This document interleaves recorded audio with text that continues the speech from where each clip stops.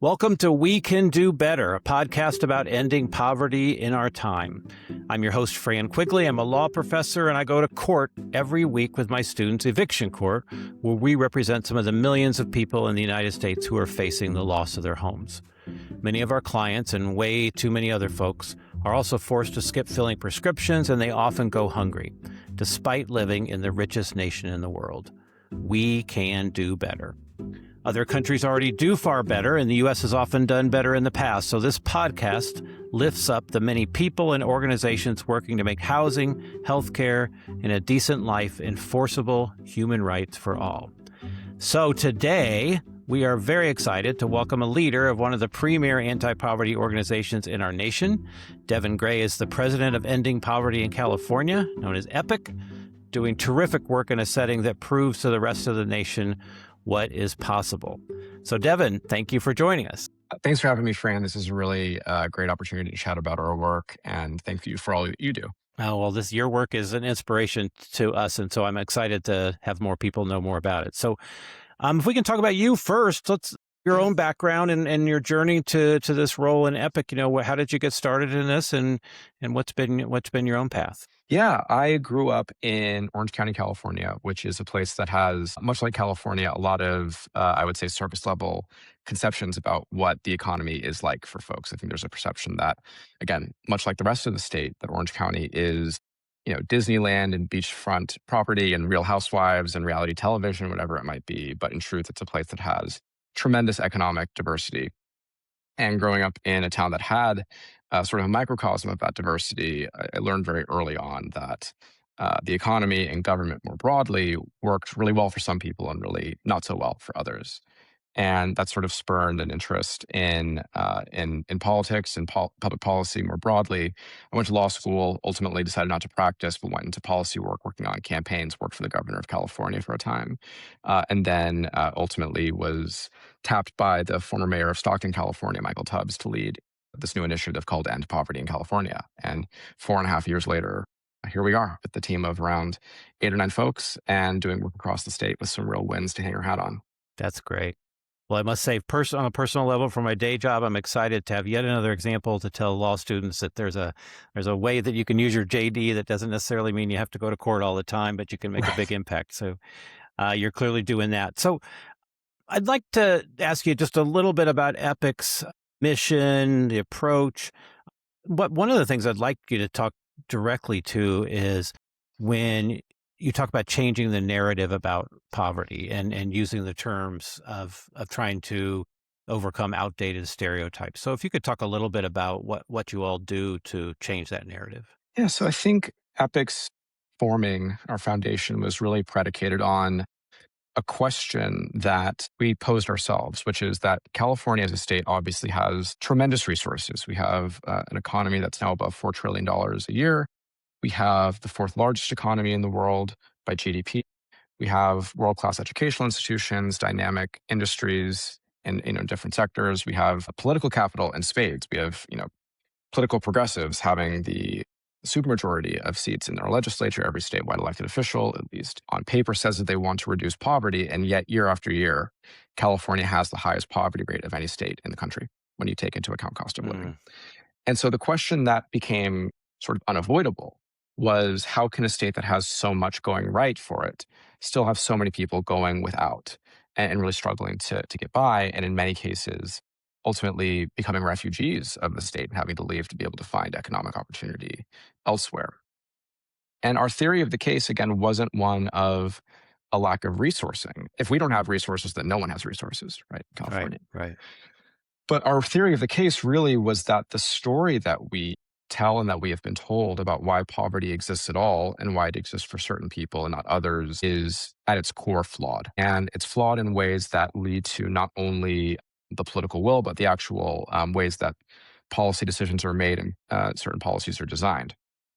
And there are myriad examples for that. But the central core of this problematic narrative is the belief that poverty is fundamentally an individual failing. No matter what we do, there's always going to be some segment of the population that, because of their own character flaws, will never achieve economic stability, let alone economic success. We think that is at its core of to say the least, a flawed narrative. And instead, the counter narrative that we work to advance through many tactics and strategies is one that positions poverty as a policy choice more than anything else, something that is a consequence of the system, structures, and policies that make it an inevitability for too many people in the state. And so what we do to try to address these faulty narratives is by storytelling, by raising the voices and capturing the stories of the people who are experiencing poverty today across California in their own words in a three-dimensional way that demonstrates the ways in which those same systems and structures set people up to fail, and also advancing solutions and things that we've seen both within California at the state and local level, but also elsewhere in the country that seem to be effective in providing people the opportunity and the platform, and in some ways, the trampoline to get out of poverty ultimately. Oh, I like that trampoline. That's wonderful. That makes it sound fun and impactful. Yeah. That's a great metaphor. Well, I was struck by, and we'll definitely put in the show notes and direct folks to your website and to your socials. But the Listen to Workers campaign was really striking to me because, as again, I mentioned, our experiences were in eviction court each week. And so who you have on your website, I'm going to tell folks, fast food workers, childcare providers, security workers, gig drivers, et cetera. That's who we see, right? And a whole lot of folks in healthcare, which I want to ask you about specifically in a minute. But what was the impetus for the Listen to Workers campaign, and how has that been going? The campaign itself has been going really strong over the last year or so, but it really emerged in the wake of the 2024 general election, where Donald Trump was the first Republican to win voters making under $50,000 a year in recent memory. I couldn't even tell you the last time that happened. And obviously, the sort of post-mortem analysis that came from this was that people on the center left or the left were out of touch with working people and working voters and ultimately the concerns that they had.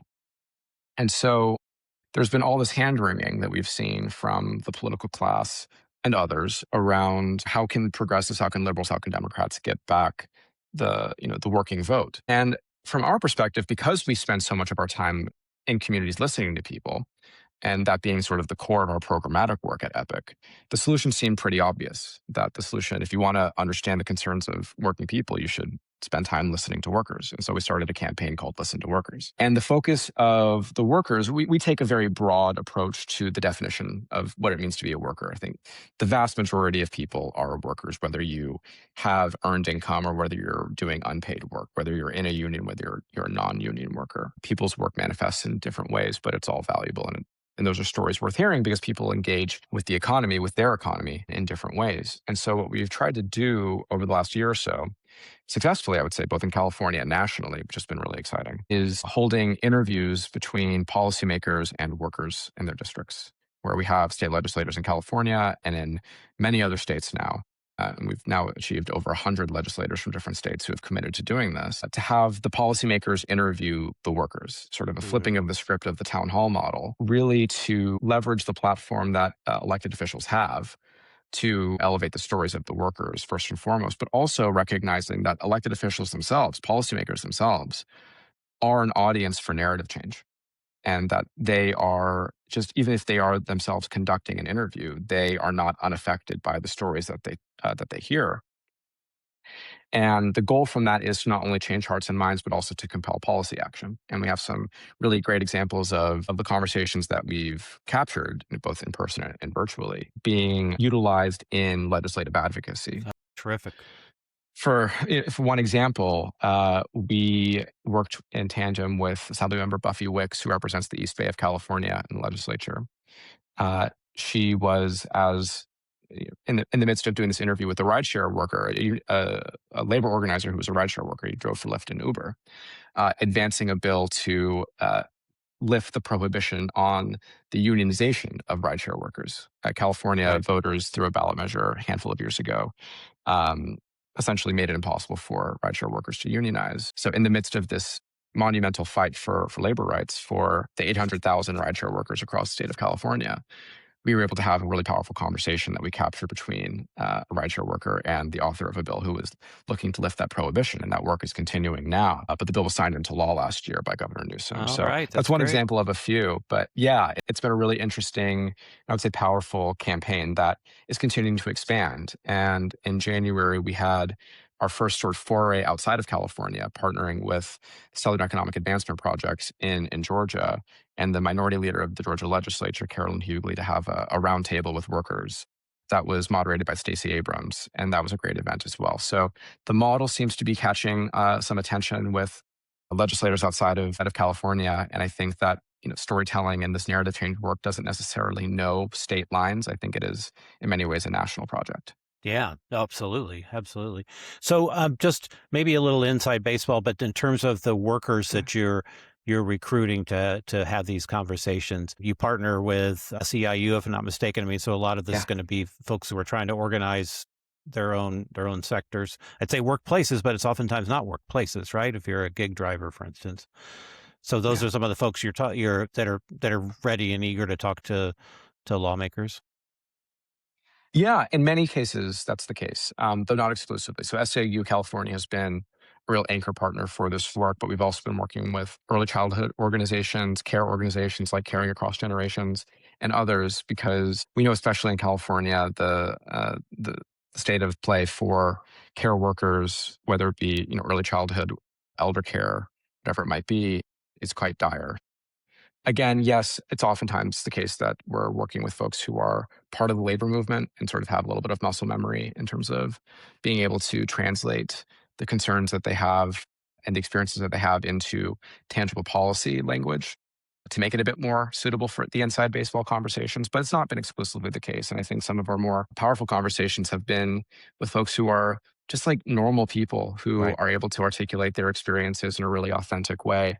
And it's not certainly not their job to translate it for policymakers. It's probably our job in some ways. But I think the three dimensionality of their experiences being conveyed has been powerful in a different but equally useful way. Yeah, that makes so much sense. And our experience is like so many others who work in the service, anti-poverty industry as well as policy advocacy. But the folks we see, many folks we see every week in eviction court could give a terrific conversation with lawmakers about what the problems are and what could be the potential fixes. So I'm intrigued by it and excited by the fact that you find the folks and give them the opportunity to have those conversations. Uh, Yeah, Go ahead. I think people are. I think people are experts in their own lives, and Hmm. they know the story of what they're living day to day better than anyone else, from like a third party point of view, could ever express. And our orientation towards storytelling and narrative change work is that if we're doing all the talking, we're doing something wrong. Yeah. Like I don't think the solutions and the stories need to be translated for a different audience, sometimes for policymakers occasionally, but certainly when we're talking to the general public, I think folks are perfectly capable of telling their own stories. And I think there's real power in that. And to the extent that we're able to just provide a small platform, I think we're doing something that's additive. Yeah, absolutely. Absolutely. Well, I wonder, I assume that not every legislator would be willing to have those one-on-one conversations. They should be, but not everyone would be. But and also you have in California, you've got ballot measure challenges. So you've got to get the message out to big, broad groups of people who don't necessarily have those individual conversations. So, you used to work for the governor, you've worked for a mayor, et cetera. For, when you're talking with leaders, thought leaders, political leaders, et cetera, what I notice you in all the epic advocacy, you use the word workers a lot, right? That people are working. You talk about poverty wage employers and things like that. So, what kind of messages work in terms of all of us who want to shine a light on some of the challenges to lawmakers and other change makers and opinion leaders? What's your thought about what kind of messaging works?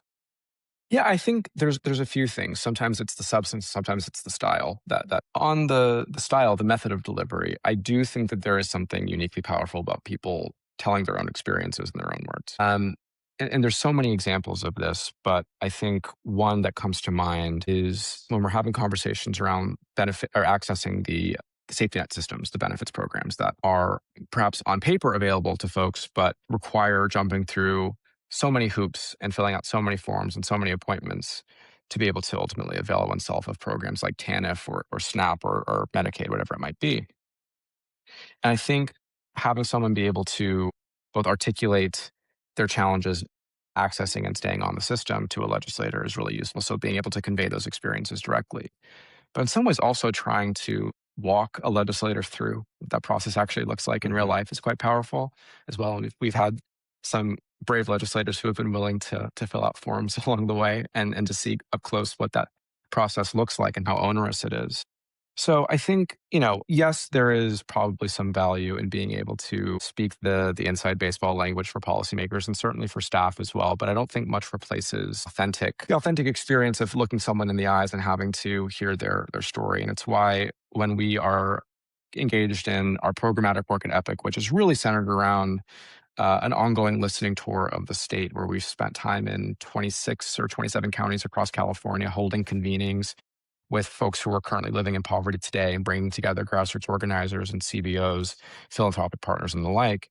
We also really appreciate bringing policymakers to those conversations as well, because being able to sit in community with folks at a round table, hearing people's experiences, and having to be asked the question, like, you're kind of the only person here who has the ability to solve this. Like, what are you going to do? Is a lot more powerful than a private meeting in a legislative office, Yeah. I find. Yeah. Which And is, so, not every policymaker is willing to engage with their constituents to that degree, and I recognize that. And there's obviously, I would say it's probably even a minority who are willing to do that. But if it makes the minority of constituent-focused legislators more active and tireless in their policymaking work, I think we're better off for it. right. And so what about, you all with your social media, with your website, et cetera, with that you're getting those voices out to the general public as well. And how have you been able to gauge how effective that's been? Again, when these are the folks voting for the lawmakers, these are Yeah. folks voting on the ballot measures directly in your state. How has that been working? Yeah, I won't sugarcoat it. It is difficult in a competitive media ecosystem to break through for everyone. Hell, for Netflix, it's hard to break through sometimes, Yeah. right? And so we have an approach that tries to do a couple of things. For the content that we produce, we understand that we can have something go viral on social media, and that still is not enough. That is not sufficient to change centuries long held beliefs around poverty and about the economy that still dictate so many of our policy debates.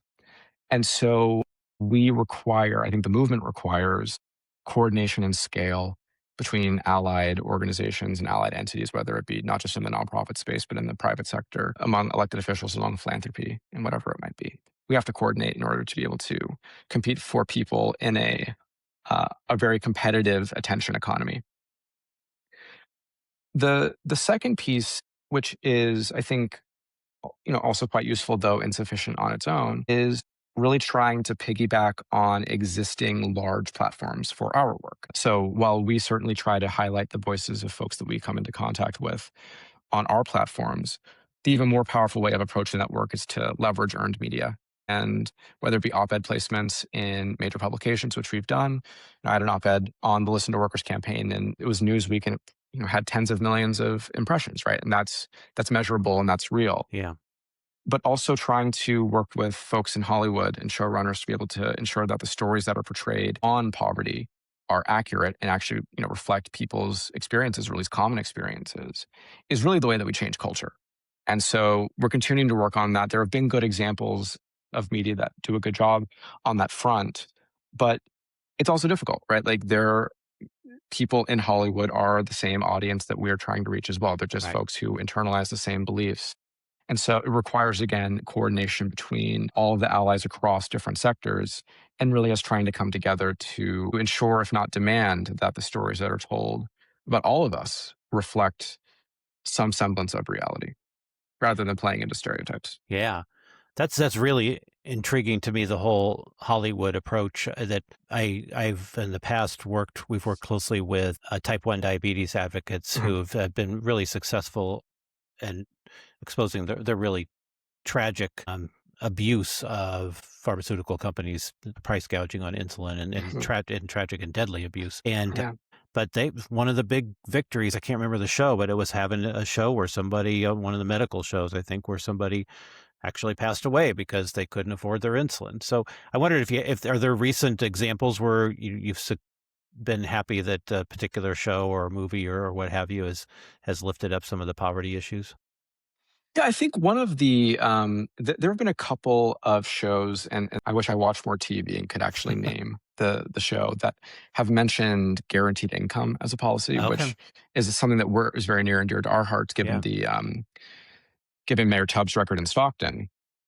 So that's been really neat to see that like explicitly mentioned as an effective anti-poverty lever for folks. But even more broadly, I was a big fan of the show Made on Netflix. That was the adaptation of Stephanie Land's book about her struggles with navigating the economy I believe she was a single mother at the time. And I thought that was a really MAID, strong right? portrayal. Yeah, MAID. MAID. Yeah, Yeah. yeah. Uh, and and I've met her a couple of times, and I think she's brilliant. And I think that's been a really strong portrayal. But it just goes to show that it required the source material to be directly from someone who had experience in what it was like to be living in poverty for years. But I think that's also what made it so compelling.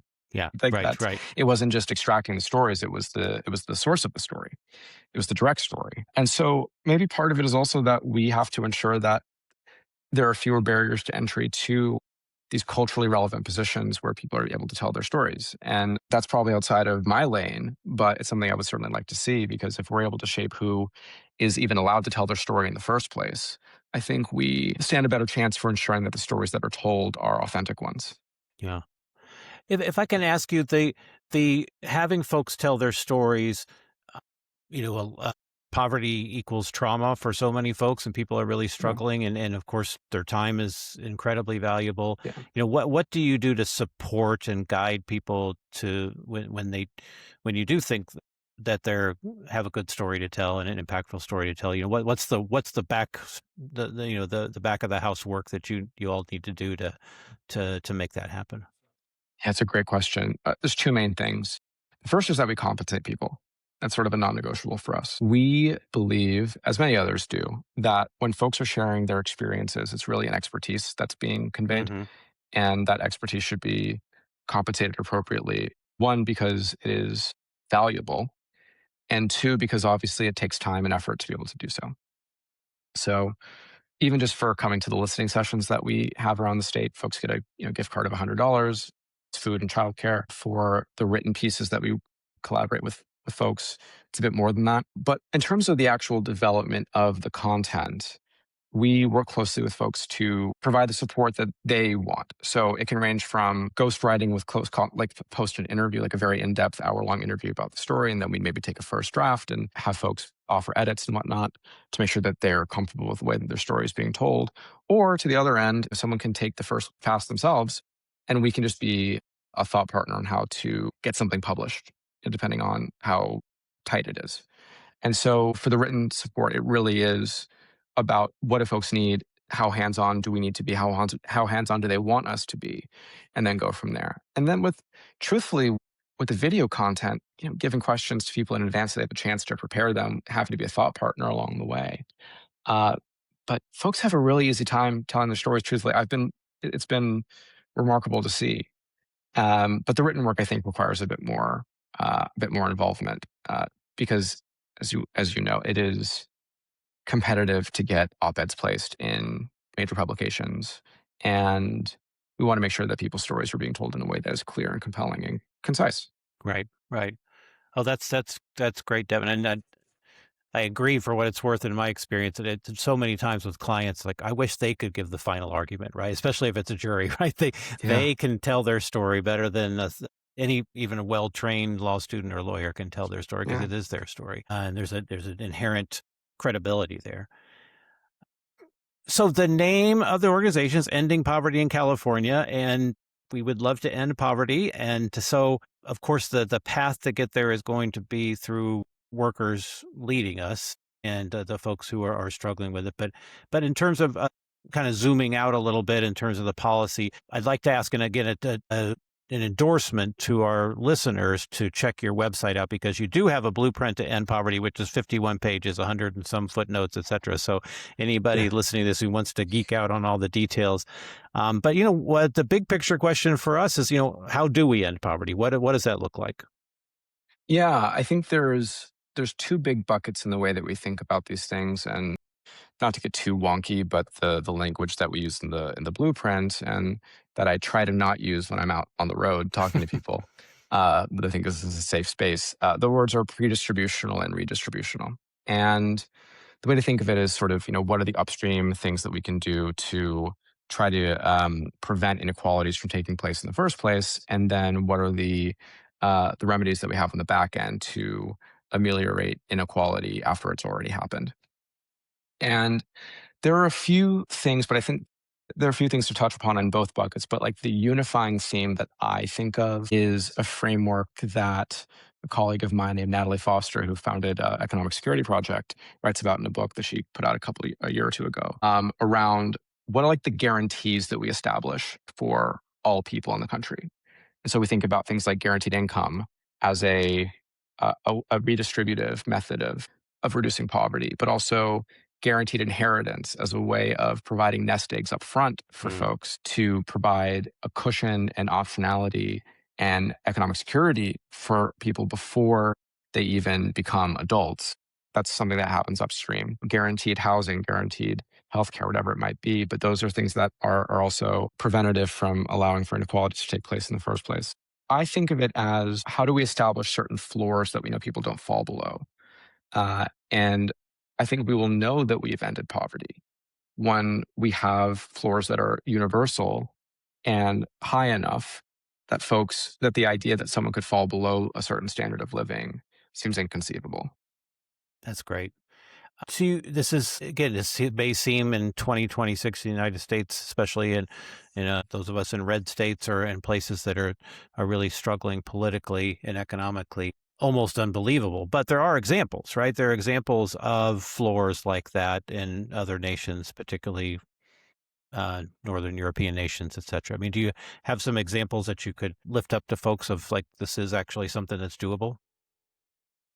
Yeah, absolutely. I mean, I think we've had some really successful policy wins in the last handful of years. I mean, I think of the expanded child tax credit in 2021, which, for folks who don't know, was part of the American Rescue Plan in the first year of the Biden administration, where the child tax credit's been around for a while, and it's essentially just, it's what it sounds like, but the people's eyes tend to glaze over when you mention the word tax in any context. But you can sort of think of it as a guaranteed income, but in the form of a tax rebate. Right. But the expanded child tax credit in 2021 provided every household with a kid under 18. I think if you had to make under $150,000 a year, so it was for the vast majority of households in the US, you got $3,000, no strings attached, in the form of a tax credit. If you had a kid per child. And if you had a kid under 6, you got $3,600. Again, no strings attached whatsoever. And the effects of this were remarkable. Again, this was a national policy. Everyone got it. Yep. And unless you were doing quite well financially. The results were unbelievable.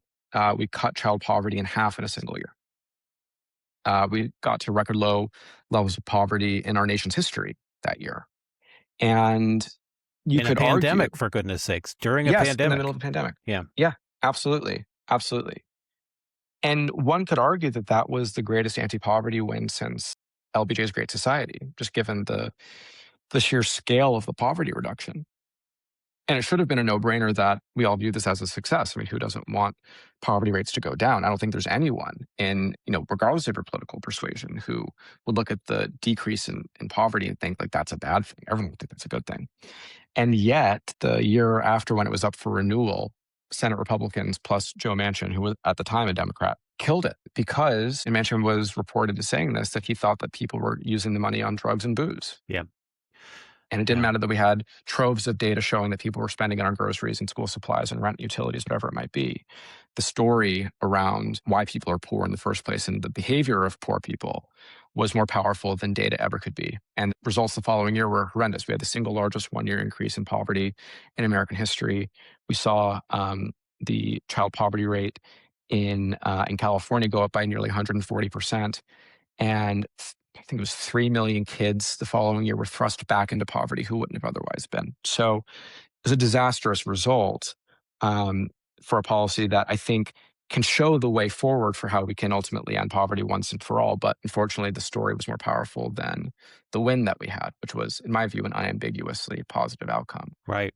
And on a micro level, I can just endorse that, saying, there was that year and a half or so in eviction court, people were able to get out of the hole. They could pay off back rent when they got the tax credit come through. Again, kids are the most common demographic of who's being evicted, because it's parents with young kids are struggling economically, and so we were seeing that take effect, along with rental assistance and so many other pandemic programs that all went away.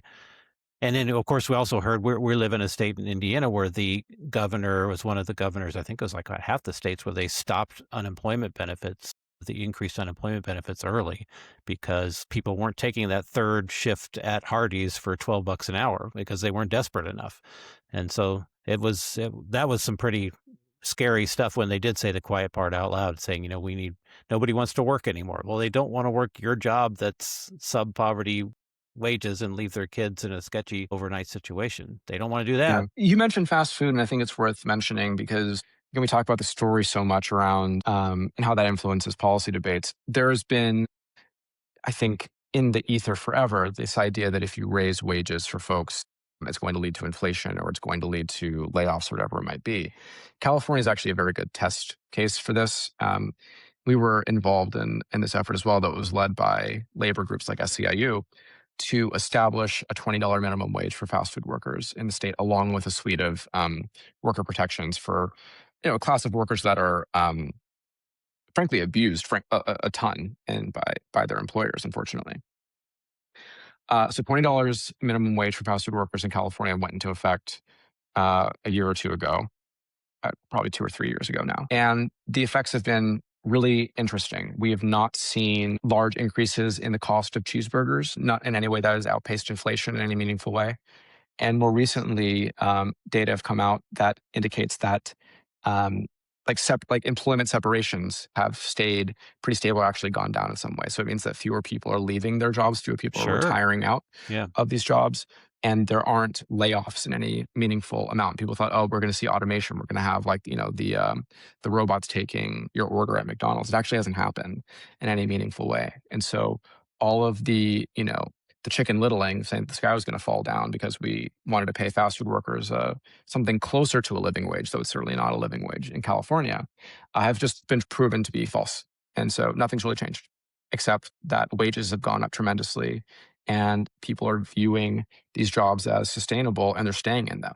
Right. They used to be high turnover jobs, but they're sticking around now. Yeah, and to the high turnover point, if I'm managing a fast food restaurant, I'm excited that people are going to stay as opposed to immediately go to something else just because the wages are so high or low, and then oftentimes quitting just because they have to do childcare, right? Absolutely. Pay childcare. That's terrific. Well, that leads to the next question, which $20 minimum wage for fast food workers seems like a fantasy in some places, including where I live, but it's not, right? This is possible and it can happen. And the evidence, as you say, is very clear. So what kind of lessons from ending poverty in California can you give for those of us who want to end poverty in the other 49 states as well? Yeah. The first one is we can't do anything alone. We rely heavily on partners from other nonprofits and CBOs, from grassroots organizers, from the philanthropic community, ideally institutional philanthropy, folks that have staffs rather than just individual donors, though they're important as well. And of course, policymakers and folks who have the ability to be able to actually shift the levers of power. It's not always going to be as readily available an option for finding allies in red states, potentially, might be the case. But I think nonetheless, coalition building is super important. Obviously, keeping the voices and stories of the folks who are at the forefront of the issue top of mind and front and center, I think is a non-negotiable. Which we can do in every single state and should do in every single state. Nothing about California unique about that. Yeah. Absolutely. There are stories to be told everywhere. And though they might rhyme from place to place, I think there will be unique angles to those stories that are worth highlighting and sort of pulling on that thread. And the last thing I would say is, regardless of where we are, we always should be applying a power analysis to the work that we do. What are the levers that we do have the ability to pull? What are our barriers? What is it going to take to be able to build the power over the long term that that's going to be needed to find success? And in some ways, maybe our allies in red states have the sort of the necessity of having to engage in long-term planning for power building because it just doesn't feel as close as it might be in other places. Though I think all of us have a lot of work to do. So I think those are some lessons that are worth chewing on. But I just do think that to the extent that we're able to build power at the local level, have it ladder up to regional and state levels, I think it makes us a bit stronger than trying to change a power structure, particularly in a red state that is unfavorable today and almost certainly going to be unfavorable tomorrow as well. Right. But again, hopefully on an individual level, lawmakers and people in power, if they hear from their constituents directly, as you've said many times, is the most powerful force that we have in this cause. Yeah. Well, I could talk to you about 3 more hours, and that you don't have the time, and probably folks listening would like to move on. But I do want to encourage folks to check out it's endpovertyinca.org, right? Is the website with a lot of resources, including the Blueprint to End Poverty, including multiple videos of workers talking about their own stories. Anything else, Devin, that you would like folks who are listening to know that we didn't talk about yet? I think the only thing I would add is I think all of us have the capacity to be storytellers in our own way. And if folks would like to join the Listen to Workers campaign, you don't need to be sitting down with a lawmaker. You can also just pick up your phone and use the hashtag listen, the number 2 workers, to tell your own story, because I think that's important as well. And I think if we're able to create any semblance of a movement around the importance of worker voices and shaping culture and shaping policy, we all need to be contributing to that effort. So you don't need, luckily in this day and age, you don't need a medium or a validator to be able to get your story out there. We all have production companies in our pockets, right? So I would encourage people to do that. Oh, that's a great way to put it. So it's hashtag listen, the number 2 workers, right? Yes. It gets it, and we can all get immediately connected to all of our sisters and brothers doing this work. So how else can we follow what Epic is doing and what you're doing? You all are on Twitter, X, and on Instagram, right? Yeah, we're everywhere. Our handle is End Poverty CA. Okay. You can find me on Instagram at Devin J Gray, DEVONJGRAY, and on Twitter at Devin Gray CA. Okay, perfect. All right. Well, we'll put that information in the show notes so folks can access it. And Devin, this is terrific. This is, again, as I mentioned, we're just getting this podcast launched, but the synergy between what we want to do and what you all have already been doing is terrific and a real inspiration to me, and I'm sure it is to a lot of folks who are going to be hearing this episode too. Well, thank you. Well, I'm inspired by what you're doing and what you're building here, and it was a real privilege being able to chat with you about this. All right. Thanks, Devin. And to everyone, appreciate you listening. And again, we'll put the information to end poverty in California and Devin's information in the show notes. And please join us next week. And remember, in the meantime, we can do better.